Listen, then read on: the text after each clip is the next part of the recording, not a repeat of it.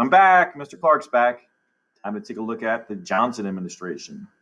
Some of the main things we're looking at as we move forward today, we'll be looking at some of the policies of the Johnson administration. We'll evaluate his victory on his own in the 1964 presidential election. We'll analyze some of the goals and actions seen in his Great Society. We'll assess the achievements of the Great Society programs in creating economic opportunities. We'll also see that some of his programs have long-lasting effects on the country. We'll look at some historic Supreme Court decisions as well as we move forward in the Johnson administration. A lot of this took place during the 1960s. A lot of cases that guaranteed the rights of citizens would be really important during this period of time.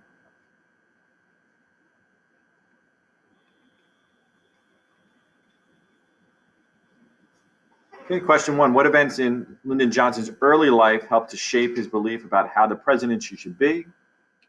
Well, he was born in Stonewall, Texas. This is kind of the hill country of Johnson City. He grew up in a lower middle class family, but the town and community itself was really a kind of a lower class town. Early on in his career, he was a teacher, and when you think about probably the best possible position to hold prior to becoming president of the United States, it would absolutely be a teacher. He was a teacher in a small segregated school for a short time, kind of shaped his beliefs about the importance of education and the evils of segregation. In his legislative career, he learned the importance of building consensus within Congress. As you know, he was the Senate Majority Leader for a long period of time, Vice President of the United States prior to Kennedy's assassination. All these beliefs helped to guide his decision-making process as president. Number two, why do you think his experience as Senate Majority Leader was so impactful?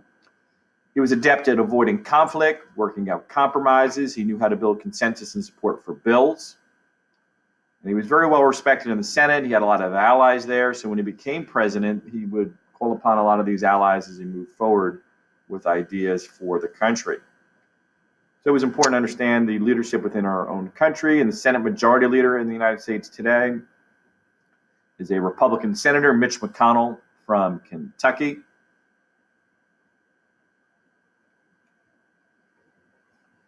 Johnson's nickname as Senate Majority Leader, which is really appropriate for the position he held, was the great persuader. This showed he could convince people to support his opinion. Often he would twist people's arms to kind of get them to understand his side of the position. You can see here's three images of Johnson trying to persuade a member of Congress to pass a bill. You can see he starts kind of stand off a little bit, pointing his finger and kind of dramatic. You can see he's pretty tall gentleman as well, around 6'5", 6'4". Then he puts his hand on the side of the gentleman, getting up in his face. And then he's so far into the gentleman's face on the right side there, you can see the guy's kind of leaning back as he's getting kind of concerned that Johnson's getting into his personal space.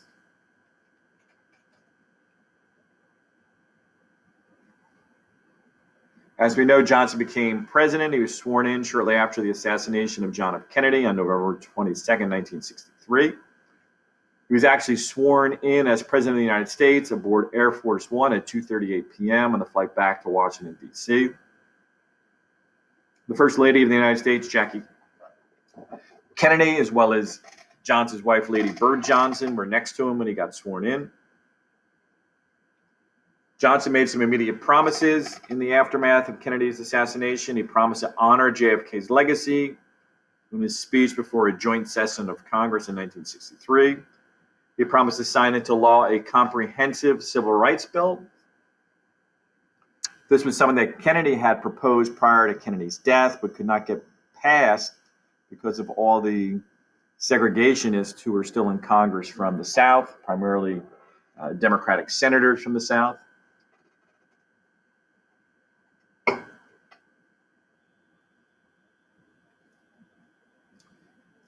Johnson did a good job framing the Civil Rights Bill to the members of Congress, saying that either you vote to honor Kennedy's life and legacy by voting for the Civil Rights Bill, or you dishonor Kennedy and vote against it. Eventually, it did get passed, and it outlawed discrimination in many different areas, including voting, education, and public accommodations. Question 8. President Johnson's first State of the Union address in 1964 addressed the issue of poverty. LBJ declared an unconditional war on poverty that he put at the very center of the national debate. Johnson put forth the idea in his address that it's hard to believe that in a country that is so wealthy and so powerful that in the 1960s, close to 25% of the American country was living in poverty. Sometimes if you live your lifestyle today and touch and be in a nice town, a great community, if you live in a town like Metuchen, you may not actually experience some of these issues of people living in poverty, living in the streets, really struggling and worrying and things like that. So sometimes we as American citizens live in an insulated world where we're not really seeing the struggles of many. 9. How did the Economic Opportunity Act address poverty? Established in 1964, it was authorized to spend over $1 billion to help wipe out poverty in the United States. The Job Corps program helped young people ages 16 to 21 to find a job through job training and job placement programs. A lot of those things we're looking at now are things that are still around in one way or the other. The Vista program, this is the Volunteers in Service to America program, very similar to Kennedy's Peace Corps program, except these volunteers went into impoverished regions not around the world, but right here in America, in the United States. They attempted to solve pressing economic, educational, and medical issues in some of these poorer regions of the country. This included the urban poor as well as the rural poor. This was modeled, as I alluded to, after John F. Kennedy's Peace Corps program. 11. Why was the Head Start program so impactful? This was established to deal with educational deficiencies of poor children by setting up free preschools to prepare children from poor families to succeed in elementary school, still in effect today. So we look at the Head Start program, a lot of young children who are in poorer households, they may not have a two-parent household, or they do, both parents are working, they're very difficult to get by. Sometimes in a poorer household, you have parents who are working multiple shifts. You have a lot of children who are kind of left home alone, sometimes with like an older sibling. You might have like a 10-year-old child taking care of a 6-year-old child, something along those lines. And they don't really have a lot of reinforcement on the home front, and they can't afford preschool.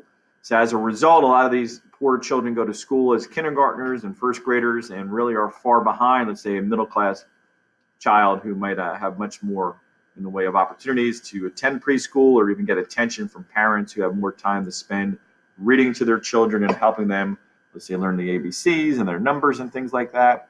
So basically, Head Start is free preschool for poor children.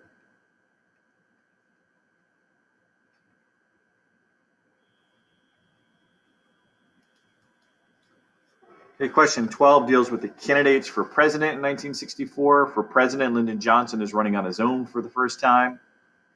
He had chosen Hubert H. Humphrey, who was confirmed in the Senate to be his vice president after the death of Kennedy. He needed a vice president, and it was Humphrey.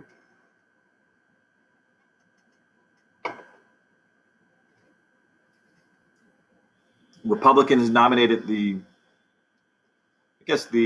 strongest conservative candidate through that period of time in history. This is Barry Goldwater. He's a senator from Arizona. He chose Billy Miller, a member of Congress from New York State, to run as his vice presidential running mate. You can see here Johnson versus Goldwater, the 64 election.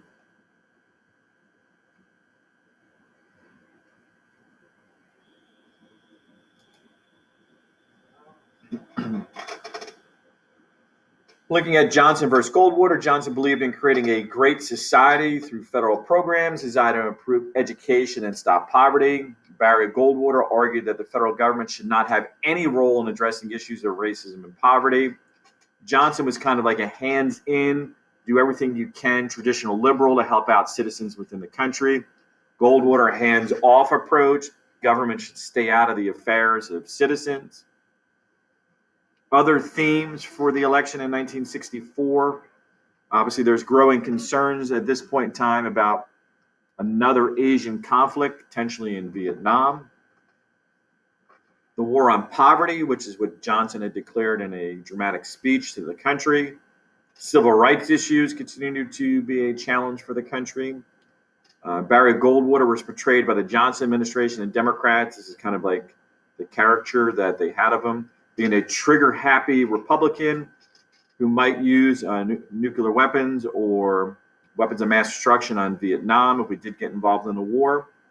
Goldwater campaigned on a slogan, "In your heart, you know he's right," while Johnson's supporters countered, "In your gut, you know he's nuts."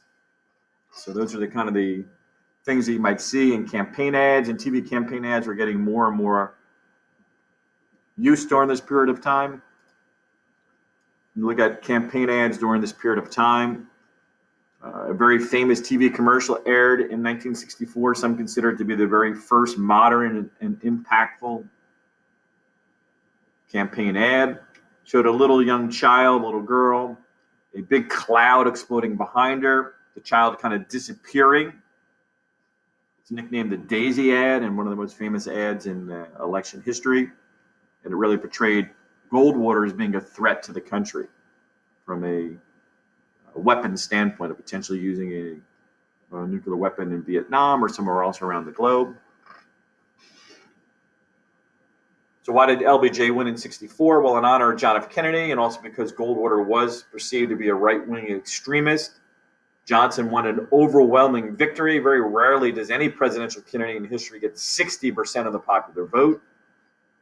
He won the electoral vote 486 to 52, a blowout victory, with just a few conservative states in the Deep South now supporting Republicans, as we see a shift in the demographics of the country.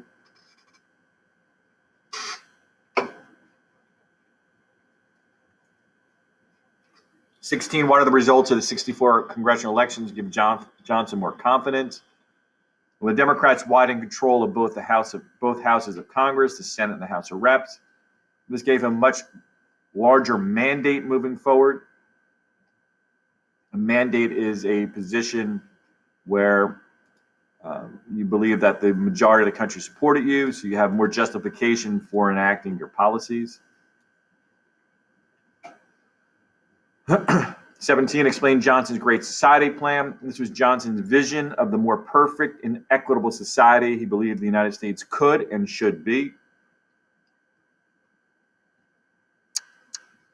Johnson gave a dramatic speech.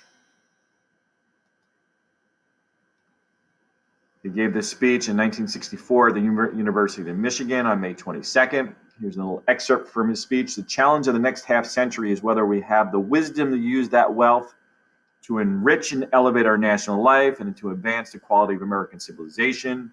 Your imagination, your initiative, your indignation will determine whether we build a society where progress is the servant of our needs, or a society where our old values and new visions are buried under unbridled growth. For in your time, we have the opportunity to move not only towards the rich society, the powerful society, but upward to the great society. So he's speaking to a group of college students and kind of trying to inspire them. He's very optimistic. He said, can the United States use our wealth to enrich and elevate our national life, to advance the quality of the American civilization? He appealed to young people in particular, people to have pride in the country and do what they can to help all American citizens.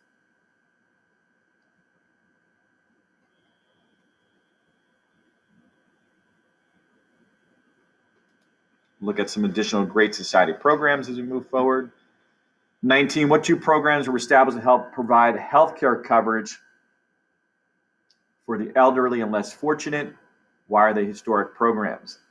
Medicare provides health insurance for the elderly. It's financed through Social Security and still is around today, that provides health insurance for retired citizens. Medicaid is funded by federal and state governments and taxes. It provides health and medical assistance to low-income families, the disabled, those who can't afford health care themselves. Both programs are impacting health care still to this day.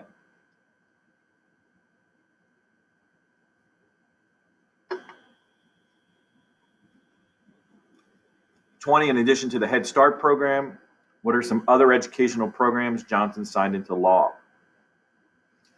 The Elementary and Secondary School Act granted $1 billion to school districts. The Higher Education Act helped to create scholarship programs for students. All these programs are around in one form or the other still today. He helped to create the Department of Housing and Urban Development. This is an effective program, provides federal aid to low-income families so they could buy a home.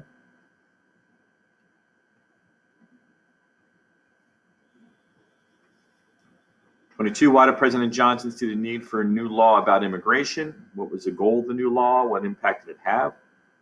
Previous laws favored immigrants from the Western European countries. These new laws changed the quota system, allow more immigrants coming in from Asia, Central and Latin America, and the Caribbean. This law increased diversity in the United States and helped us to become a much more diverse country.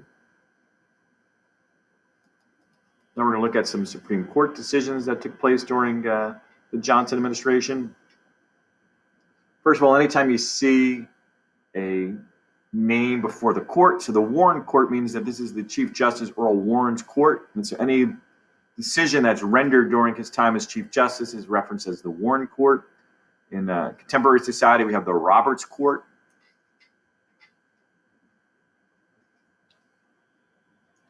How many Supreme Court justices are there on the court? 9. Important to have an odd number so you can reach a consensus decision.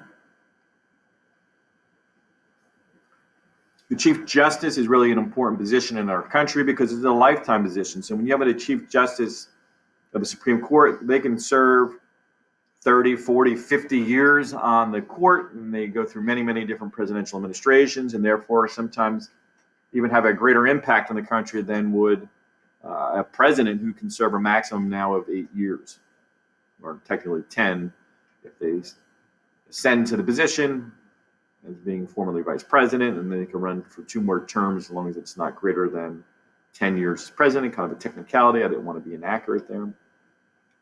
So the Chief Justice determines what cases are heard and when, helps to guide the court into a particular direction on decisions rendered during their tenure or referenced in their name. As I mentioned before, the Warren Court. The Warren Court is remembered as one of the more liberal and active courts in American history. 26, why was it necessary for electoral districts to be redrawn in the 1960s? How did the Warren Court fix the problem? Because many people moved from rural areas to urban areas, the population distribution changed, and as a result, rural districts ended up with more power, and the districts needed to be changed to reflect the size of the changing populations. The court decisions in Reynolds v. Simmons and Baker v. Carr confirmed that people should get equal representation regardless of location.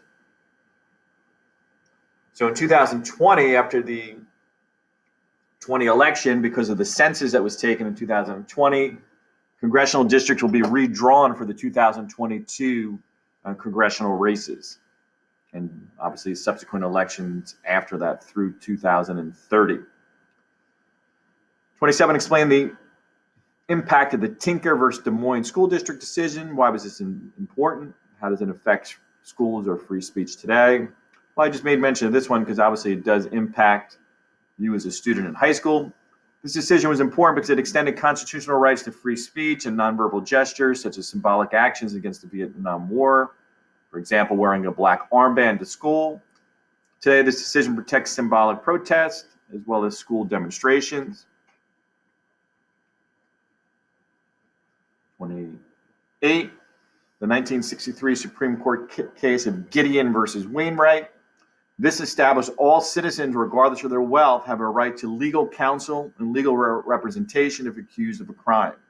If a person cannot afford an attorney, the court will appoint a state-funded or federally funded attorney to represent that person, so every person is entitled to a fair representation by an attorney if they're accused of a crime. Another important case was the Miranda versus Arizona case of 1966. This established what is known as the Miranda Rights, which I'm sure you've heard these read on TV, on crime programs and things like that. You should probably be familiar with them. This states that anyone who is arrested must be read these rights at the time of their arrest. So the Miranda warning states you have the right to remain silent. Anything you say and will be used against you in a court of law. You have a right to an attorney, which goes back to the Wainwright decision. If you cannot afford an attorney, one will be provided for you. Do you understand the rights I have just read you? With these rights in mind, do you wish to speak to me or make a statement? So these are the rights that the police officer will read to a person being arrested.